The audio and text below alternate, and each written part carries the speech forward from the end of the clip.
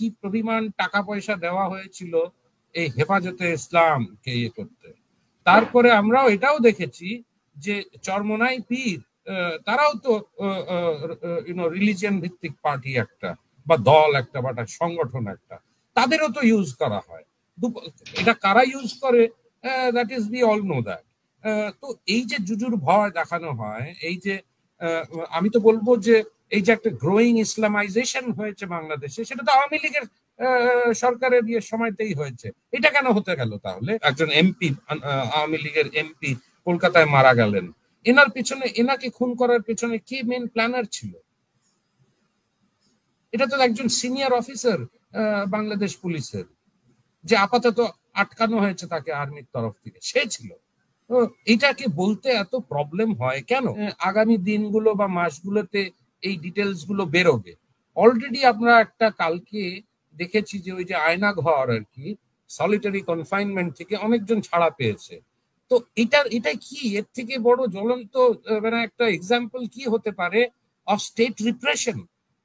আর এগুলোর এটা who will be answerable for all this crimes committed in the name of the very people that they were murdering also. আমি মানে এই প্রোগ্রামের গোড়ার দিকেই বলেছিলাম যে ইন্ডিয়ান পলিসিটা যেটা বাংলাদেশে গত 15 বছর ধরে চলেছে, এই পলিসিটা নিয়ে কোনো মানে এলাবোরেট ডিসকাশন হয়নি আগে পার্লামেন্টে। এই পলিসিটা অত্যন্ত নন ট্রান্সপারেন্ট একটা পলিসি ছিল। খালি এইটুকু বলা হতো যে বাংলাদেশের সঙ্গে, বাংলাদেশ হচ্ছে আমাদের বন্ধু দেশ, বন্ধু রাজ্য, তারা আমাদের নানান ভাবে হেল্প করেছে, আর বাংলাদেশ থেকেও আমরা ওই একই জিনিস শুনতাম, ওই রিভার্সটা আর কি। বাট তার জন্য যে ক্ল্যারিটি, প্রত্যেকটা ইন্ডিয়ান সিটিজেনের যে জানার অধিকার আছে যে একটা ইন্টারন্যাশনাল ট্রিটি হচ্ছে বা এগ্রিমেন্ট হচ্ছে বা আন্ডারস্ট্যান্ডিং হচ্ছে, সেই তার যে ডিটেলস, সেই ডিটেলস গুলো তাদের অধিকার আছে জানার।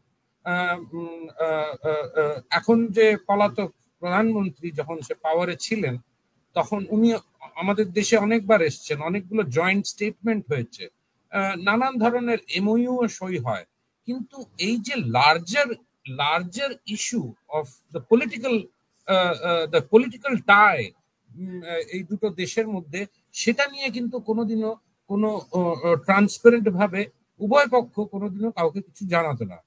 আর ওই একটা জিনিস, একটা জুজুর ভয় দেখানো হতো ইন্ডিয়াকে বা ইন্ডিয়ানসদের, যে বাংলাদেশের যদি আমরা শেখ হাসিনার সঙ্গে কাজ না করি, তাহলে এই জামাতে ইসলামী আর বিএনপি আর এরা এমন জায়গায় চলে আসবে যে তারা ইন্ডিয়ার জন্য একটা সিকিউরিটি প্রবলেম তৈরি করতে পারে। কেন? এদের তো মনে থাকা উচিত যে 1996-এ যে আওয়ামী লীগ সরকার হয়েছিল, সেটা কিন্তু জামাত ইসলামের পার্টির সাপোর্টের জন্যই হয়েছিল। তখন তো পলিসিটা খুব একটা চেঞ্জ হয়নি।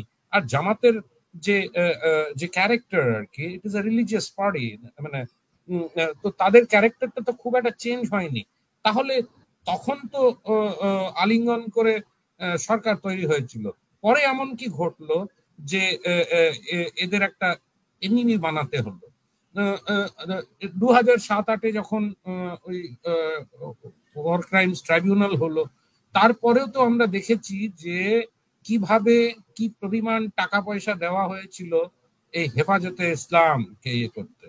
তারপরে আমরাও এটাও দেখেছি যে চরমোনাই পীর তারাও তো রিলিজিয়ন ভিত্তিক পার্টি একটা বা দল একটা বা সংগঠন একটা, তাদেরও তো ইউজ করা হয়।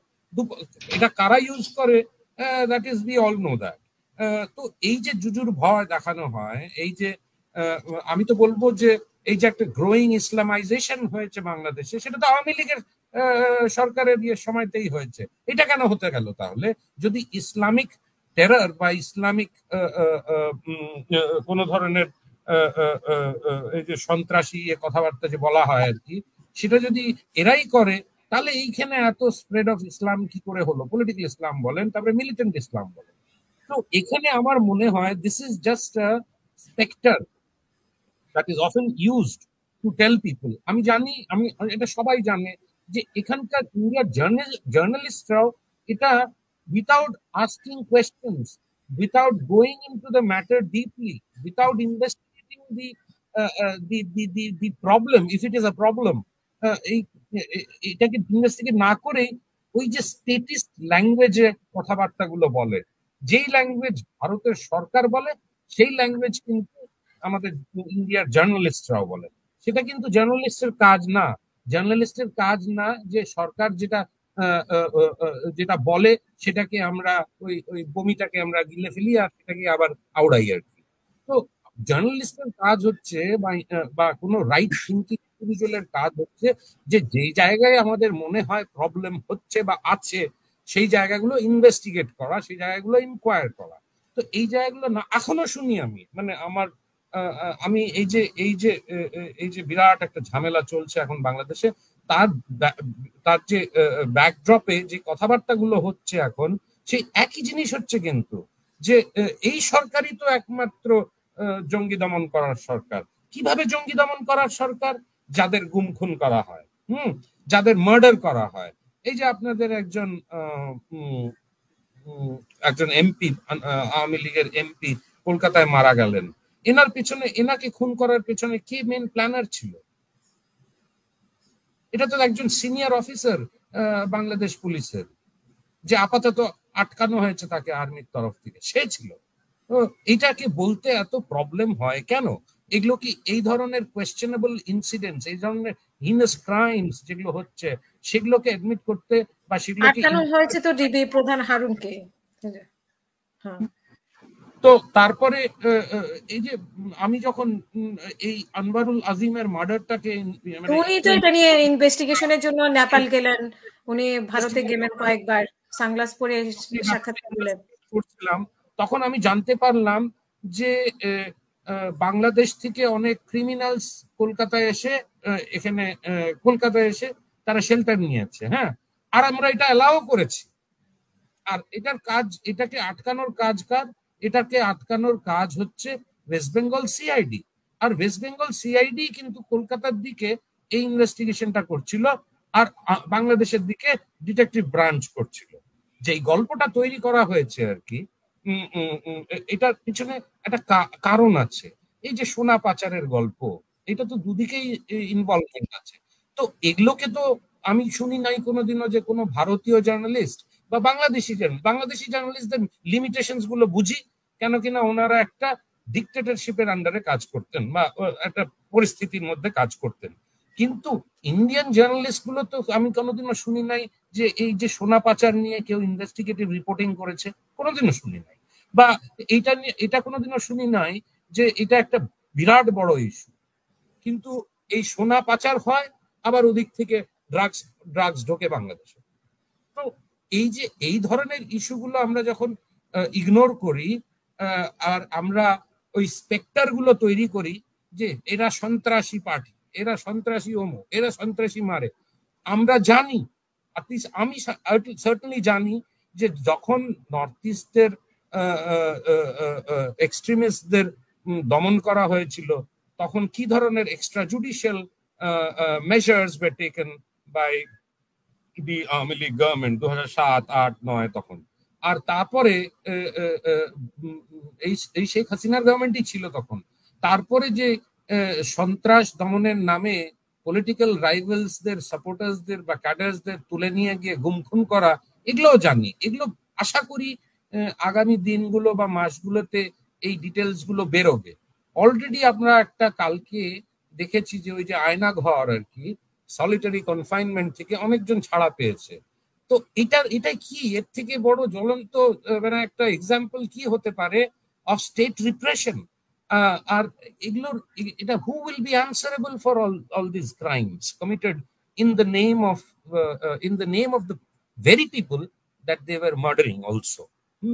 তো পাবলিক ওয়েলফেয়ার যেখানে নেই, যেখানে খালি মানে একটা টেরর, মানে একটা ক্রিমিনাল একটা enterprise was running the Bangladesh government, সেটার তো জবাবদেহি আমার মনে হয় বাংলাদেশকেও দিতে হবে, আর আমার মনে হয় ভারত সরকারকেও দিতে হবে ফর সাপোর্টিং দিস, মানে এই ধরনের একটা রিপ্রেসিভ রেজিম। তো তো দ্যাট ইজ ইট। আমার মনে হয় এই জিনিসগুলো আগামীকাল আশা করি আগামী দিনগুলোতে এগুলো আরো পরিষ্কার হবে। এখন রইল ইন্ডিয়ার কি অবস্থান হবে, সেটা ইন্ডিয়াকে ভাবতে হবে, ইন্ডিয়ান গভর্নমেন্টকে ভাবতে হবে। আজকে বহুদিন পরে একটা স্টেটমেন্ট দেওয়া হয়েছে, যখন এদের Bangladesh policy is in complete tatters. যেই পলিসিটা, যে মিডিয়ামটা, যে মাধ্যমটা ওরা ইউজ করেছিল to keep this one individual in power, সেটা থেকে পিছু হাঁটতে হয়েছে নিশ্চয়ই। বাট আগামী দিনগুলোতে এই ধরনের হত্যাকাণ্ড যে ঘটেছে, এই হত্যাকাণ্ডর পেছনে এগুলোর এক্সপ্লেনেশন দিতে তো আমাদেরও হবে। বাট সেটা যদি আমরা না দিই, সেটা যদি আমরা না ফেস করি নিজের থেকে, I think we will be failing our own people, our মানে ইন্ডিয়ানস অলসো। বাংলাদেশিদের তো ফেল করবোই, বাট আমরা নিজেদের দেশের মানুষকেও ফেল করব। তো তো এখানে এখন ইন্টারিম গভর্নমেন্ট কে ধরনের অবস্থান নেবে ইন্ডিয়ার সম্পর্কে, সেটা আমরা কিছুটা আভাস পেয়েছি প্রফেসর ইউনূসের স্টেটমেন্ট শুনে। এখন আমাদের দেখতে হবে উনি এই গভর্নমেন্টটাকে হেড করবেন কি করবেন না। আই হোপ হেড করেন, তাহলে you need a mature head to run this interim government. তো ওনার তরফ থেকে যা মানে উনি যা বলেছেন, তার থেকে একটা ইন্ডিকেশন পাওয়া গেছে that the interim government is ready to work with the Indian government also. But will the Indian government also be ready to work with the interim government? সেটা আমাদের দেখতে হবে। এই রিভার্সাল, এই ফরেন পলিসি রিভার্সাল যেটা হয়েছে, setback ডিবেকল যেটা হয়েছে, সেটাকে ভারত কিভাবে নেবে, সেটা আগামী দিনগুলো আশা করি আমাদের